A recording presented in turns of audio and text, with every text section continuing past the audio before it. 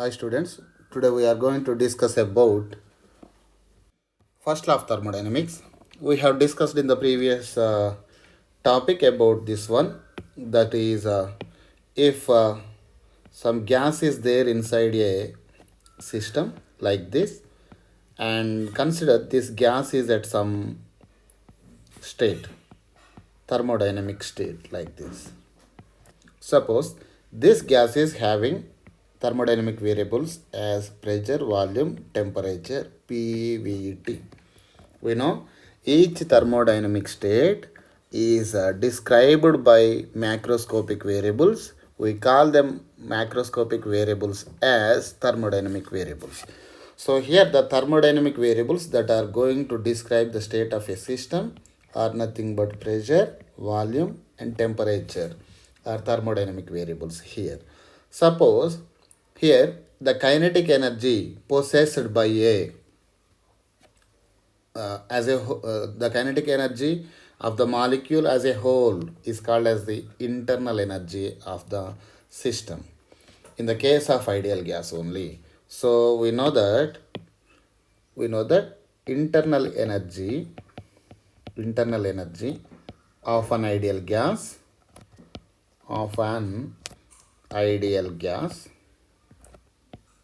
is nothing but internal energy is equal to kinetic energy of the all molecules. So here there is no potential energy term in the internal energy because it is an ideal gas in which there are no intermolecular attraction forces. So for an ideal gas, the internal energy is only mainly because of kinetic energy of the molecules. Okay. So now we can change the kinetic internal energy of a system by providing external heat energy to the system.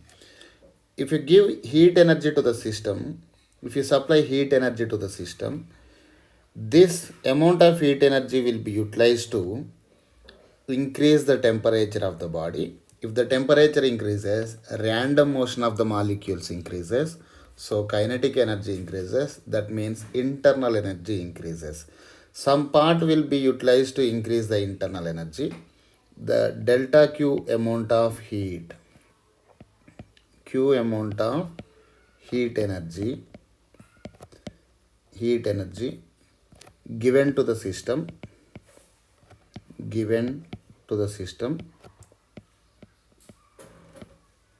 will be utilized partly to increase its temperature. That means its internal energy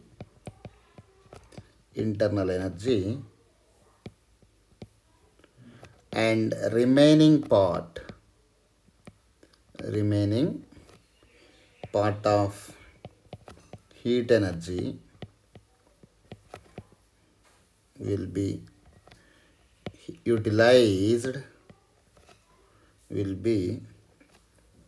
utilized in the form of work done by system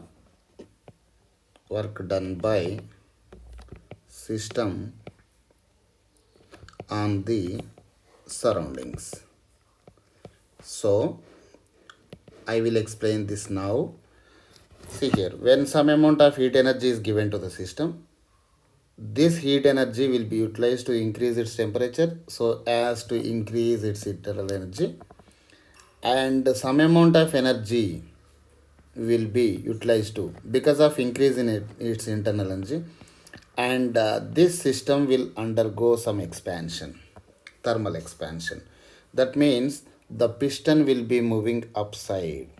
That means the system is doing work on the piston.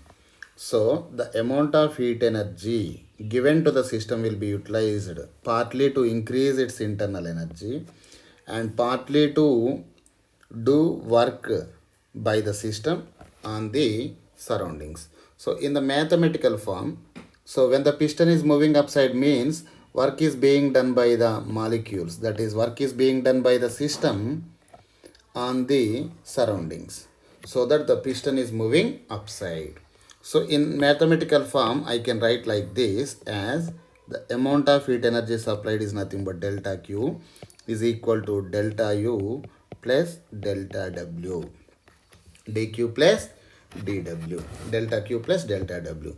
Here delta Q is nothing but amount of heat energy supplied, and du is nothing but change in internal energy, and delta W is nothing but work done.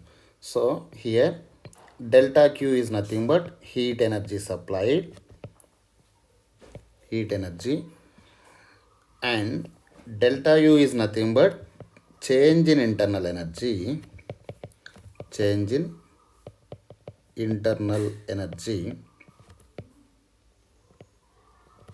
and delta W is nothing but work done. Okay, I am going to explain sign convention here. The sign convention is heat given to the system is positive. Heat given to system. Heat given to the system is positive. Heat taken out from the system. Heat taken out from system is negative. Okay, similarly, increase in internal energy is positive. Increase in internal energy is positive, and decrease in internal energy is nothing but negative. Decrease in internal energy is negative. Similarly, the sign convention for work done is also there. Work done by the system. Work done by the system is positive, and work done on the system is negative. Work done on the system is negative. I will explain here why work done by the system is positive. So see here, I am taking a piston like this. I am taking a system. I am taking a system like this. Suppose it is consisting of some piston. Okay, there exists a gas inside the vessel. This vessel is nothing but, vessel consisting of some amount of gas is nothing but, it is a system. Okay, it is nothing but a system. So when work is done by the system, if the system do work on the piston, that means work done by the system. Suppose initial volume is nothing but V1. Here work is being done by the system, so that the piston will move upside. So the system will be moved upside like this. Now the final volume is nothing but, this is initial volume,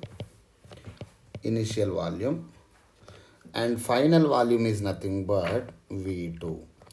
Final volume is V2. Sorry. So final volume is nothing but V2 here. So here we know work done is nothing but, work done is equal to force into displacement. Force into displacement. And we know pressure is nothing but force per unit area. So force is equal to pressure into area. We know this relation. So now work done is equal to force is F into A.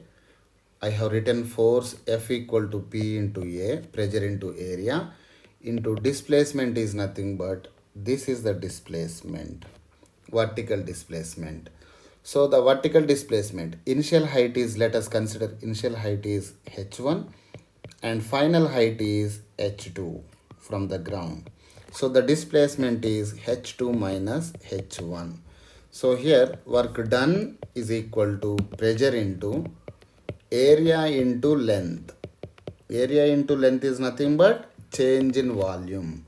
So work done is equal to, under constant pressure P, into area into length is nothing but change in volume delta V. So work done is equal to pressure into V2 minus V1, change in volume V2 minus V1. If the work is done by the system, if work is being done by the system, being done by the system, when the system is doing work on the piston, so when the gas is doing work on the piston, the volume increases. So volume increases. Here volume increases. That means final volume is greater than initial volume. Therefore, work done by the system is equal to P into V2 minus V1, which is, as final volume is greater than initial volume, which is positive. Okay, so work done by the system is positive. Now, when work is being done by the external agency, that means surroundings on the piston. So consider here there are gas molecules are there in the vessel. We consider this as the system, and when work is being done by the surroundings on the system. So here work done by surroundings. These are all nothing but surroundings. So when work is being done by the surroundings on the piston, let us consider here initial volume is nothing but V1, and when surroundings do work on the piston will be compressed like this. Okay, now the final volume is only V2. So here when work is being done by the surroundings, work is being done by the surroundings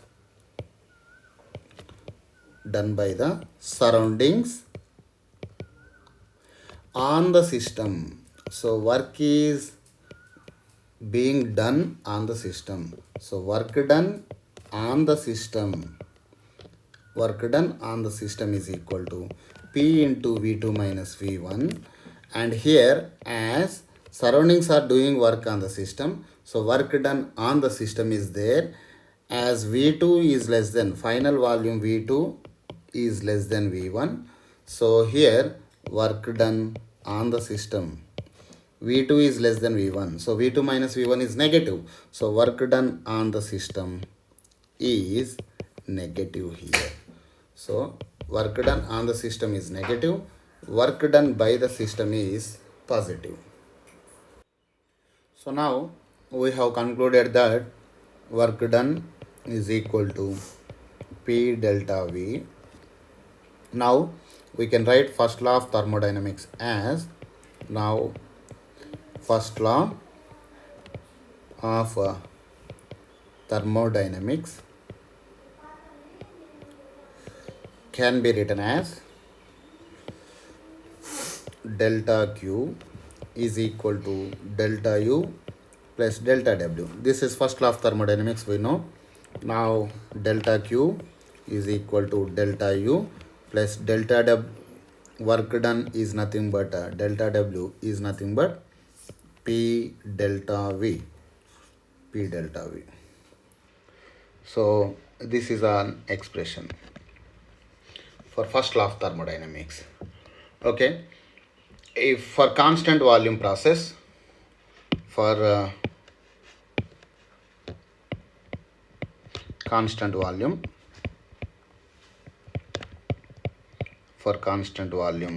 process, that is, if volume is constant, change in volume is equal to 0, so delta V equal to 0. In that case, therefore, work done is also equal to 0. So therefore, the first law of thermodynamics will become delta Q is equal to simply delta U for constant volume process. Okay. Now, see here, we know that internal energy is we know that delta U, internal energy, change in internal energy, is a state function which only depends on corresponding state. It does not depend on path followed. It does not depend on the history, or it does not depend on how the path, how the state is achieved. Okay, now we also know delta Q and delta W. Heat energy and work done are path functions. They are path functions.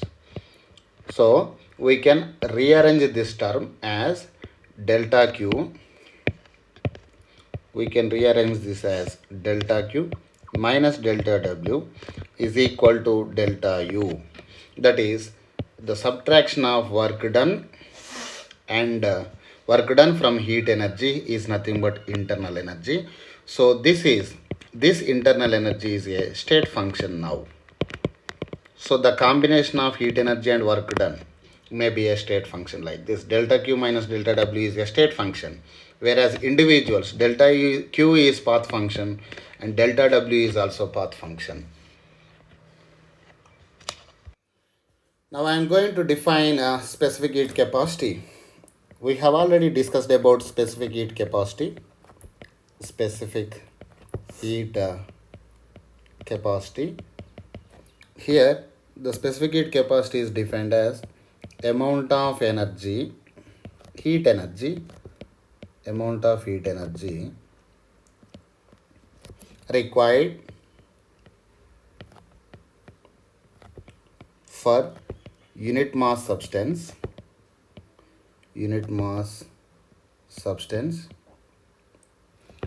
to raise its temperature through, to raise its temperature by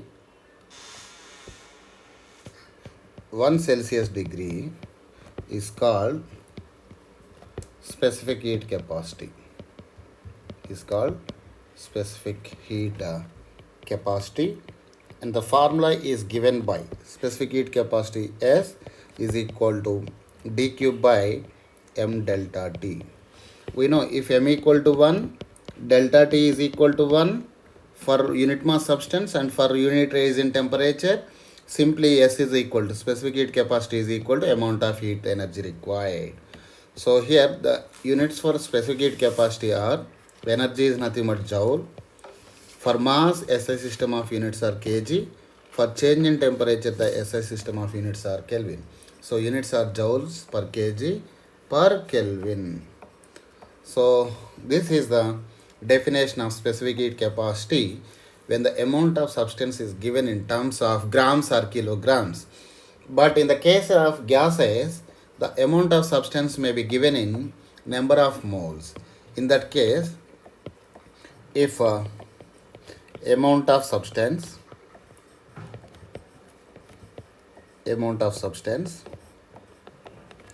is given in number of moles, so we define molar heat capacity in this case. Molar heat capacity,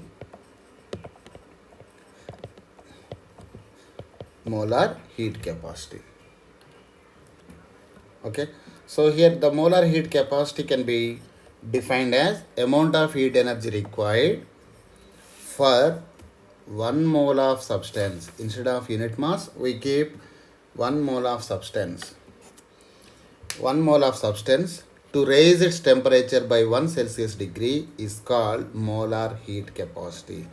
That is, now I am writing amount of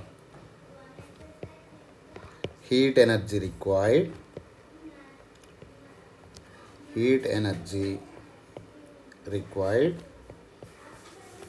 for 1 mole of substance to raise its temperature to raise its temperature by 1 Celsius degree is called molar specific heat capacity. Molar specific heat capacity. So here the molar specific heat capacity is indicated with C. Simply C is equal to amount of heat energy required for unit mole substance to raise its temperature by 1 Celsius degree is called molar specific heat capacity. Here molar specific heat capacity depends on nature of the substance and its temperature and the conditions under which heat is supplied. C depends on what? Molar heat capacity depends on nature of the substance,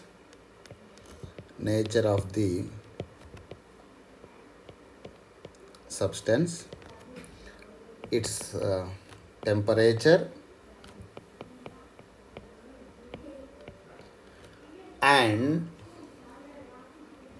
and the conditions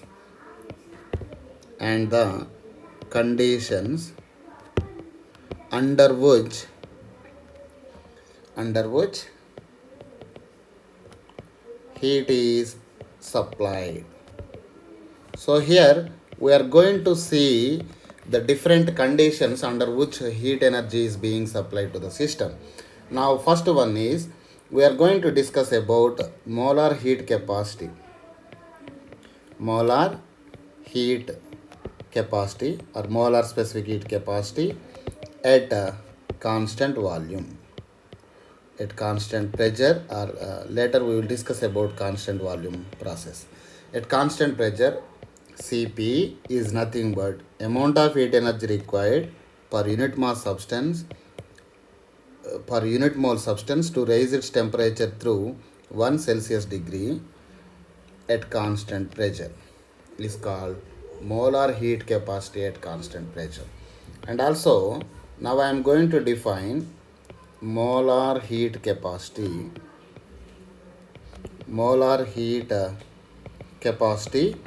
at a constant volume.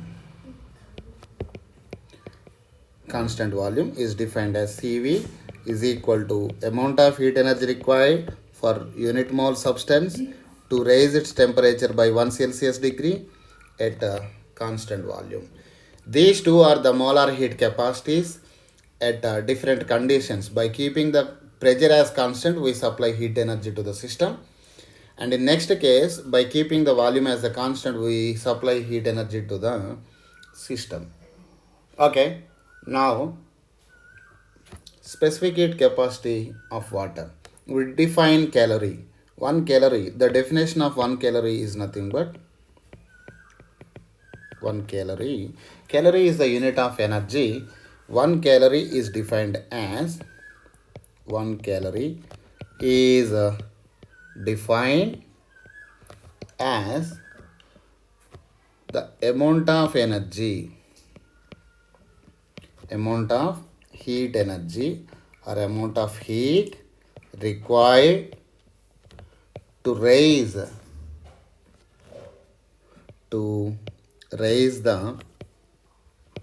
temperature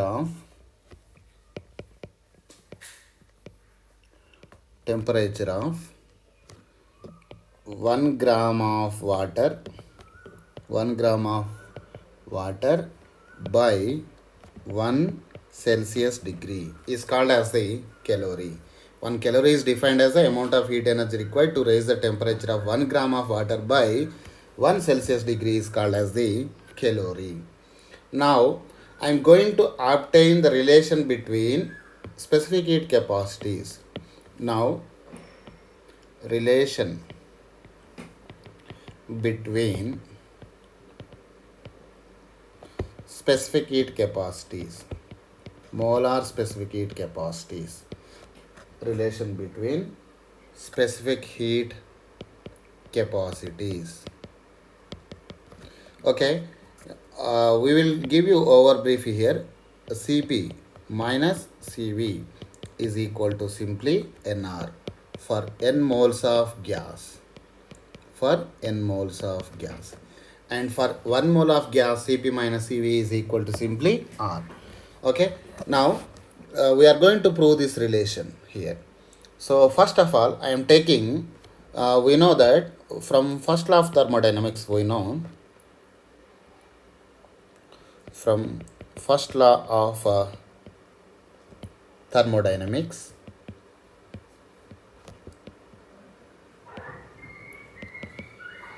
we know that delta Q is equal to delta U plus delta W. So the amount of heat energy given to the system partly utilized to increase its internal energy, and remaining amount of heat energy will be utilized to do work on the piston. So delta Q equal to delta U plus delta W.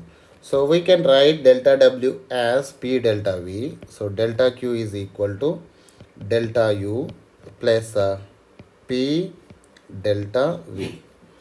Okay, so I am doing delta Q by dq by dt, delta Q by delta T. Okay, I am dividing with mu delta T. Mu is nothing but number of moles is equal to delta U by mu delta T plus P delta V by mu delta T. So, here at constant volume,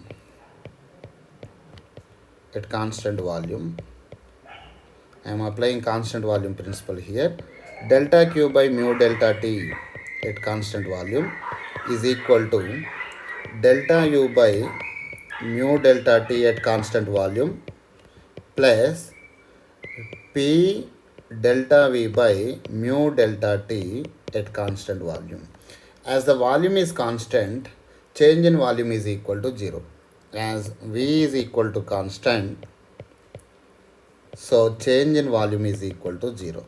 So this term is equal to 0. This total term is equal to 0. So we know the definition of amount of heat energy required for 1 mole of substance to raise its temperature by 1 Celsius degree at constant volume. This formula can be replaced with simply Cv. So here Cv is equal to what is there, what is left, Cv is equal to this one, delta U divided by mu delta T at constant volume. But I am replacing, I am just dropping the volume, constant volume V, because internal energy depends only on temperature, not on pressure, not on volume. So internal energy does not depend on volume. So whether to keep at constant volume or not, there is nothing. There is no need of keeping constant volume. Here I am dropping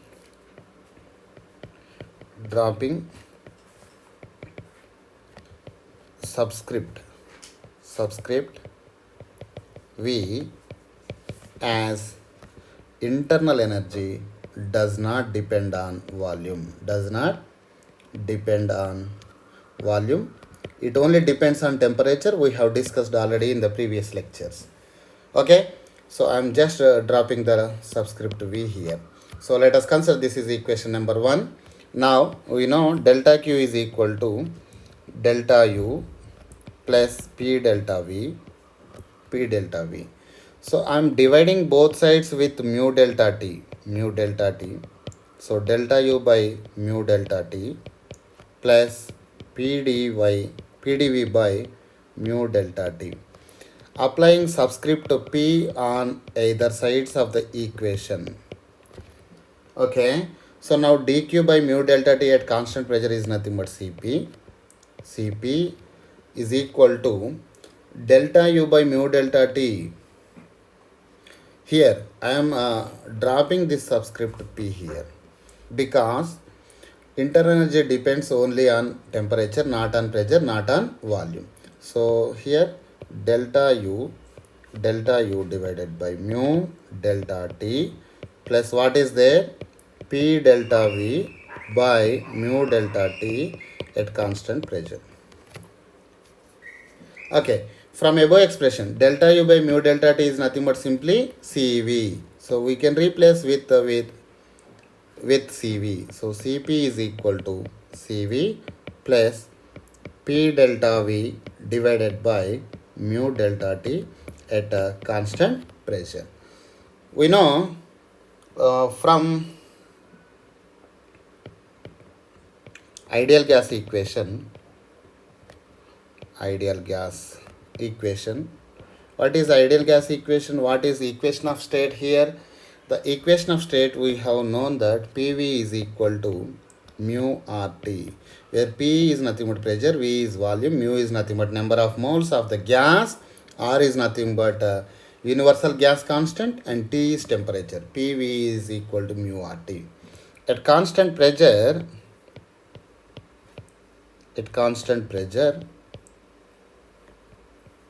so P, I'm changing the volume. So P delta V is equal to mu is constant, amount of substance is always constant, we know it. R is also constant. So as volume changes, temperature also changes. So at constant pressure, P delta V is equal to mu R into delta T. Pressure is constant in this case. Mu is nothing but number of moles is constant, and R is also constant. So if there is a change in volume at constant pressure, there is a change in temperature. P delta V equal to mu R delta T. So we can write like this as P delta V by mu delta T. Mu delta T is nothing but simply R, is equal to simply R. So P delta V by mu delta T at constant pressure is equal to simply R. R is nothing but universal gas constant here. So from equation 2,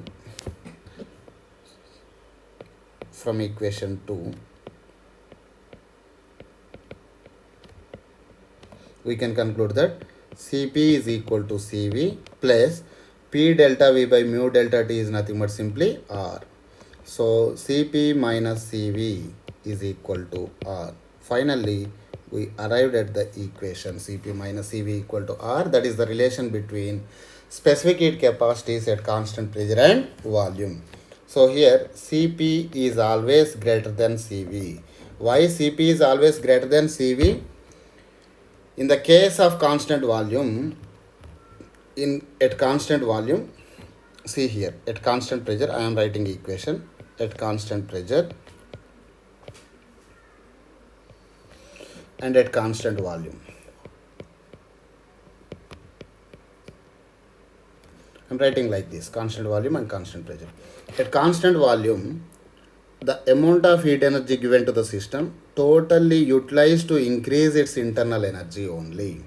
At constant volume, work done is equal to 0. We know work done is equal to P delta V. At constant volume, change in volume is equal to 0. So work done is equal to 0. So first law of thermodynamics will become delta Q is equal to delta U simply. So if we give 100 joules of heat energy, that 100 joules of heat energy will be utilized to increase its internal energy only. Okay. Now at constant pressure, if you want to increase the internal energy, okay, we know that at constant pressure, from first law of thermodynamics, we know delta Q equal to delta U plus delta W. Okay, the amount of heat energy given to the system at constant pressure will be utilized to increase its internal energy, and other part of the energy is to do work on the surroundings. If you want to increase the internal energy by 100 joules, I need to supply more than 100 joules, because in order to get 100 joules of internal energy, and there is some excess amount of energy that is wasted in the form of work done by the system on the surroundings. Let it be around 20 joules or 30 joules. So amount of heat energy supplied at constant pressure is how much? 120 joules here. And amount of heat energy at constant volume is how much? 100 joules only in this case. So that's why Cp is always greater than Cv. Cp is nothing but amount of heat energy required to raise the temperature by 1 Celsius degree of unit mass substance or 1 mole of substance. So here at constant pressure, if you want to raise the temperature by 1 degree Celsius, that means temperature change Increase in temperature results in increase in internal energy. If we want to increase the internal energy to 100 joules, we need to supply the supplied amount of heat energy at constant volume totally utilized to increase its internal energy only.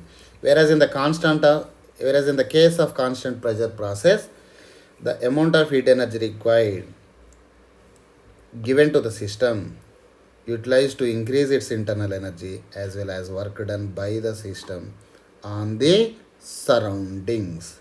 So here, to increase the internal energy by 100 joules and excess amount of work done is also there. So total heat energy required in this case is how much? More than 100 joules. So that's why Cp is greater than Cv. Thank you students. Have a nice day. Bye bye.